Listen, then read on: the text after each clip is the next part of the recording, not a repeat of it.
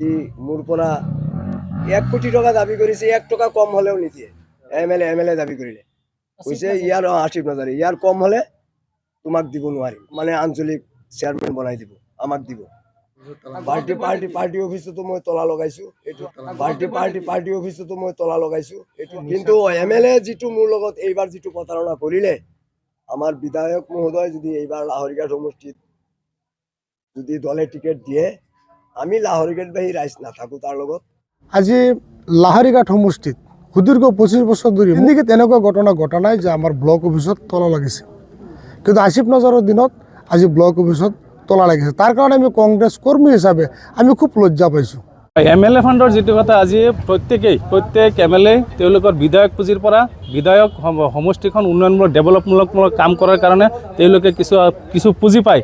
সেই পুঁজিৰ দ্বাৰা আমি দেখিছোঁ লাহৰীঘাট সমষ্টিত ডক্টৰ আসিফ মহম্মদ নাজাৰী হয়, তেওঁৰ দেউতাৰ দিনৰ পৰাই যিখিনি বিধায়ক উন্নয়ন পুঁজি আহিছে সেইখিনিৰ কোনো চিনচাপ নাই, মাত্ৰ নামমাত্ৰ এটা ফলক লগাই গোটেইখিনি টকা আত্মসাৎ কৰে। যিকোনো খবৰৰ বাবে যোগাযোগ কৰক 7099017330 লগতে 7099017110 নম্বৰত।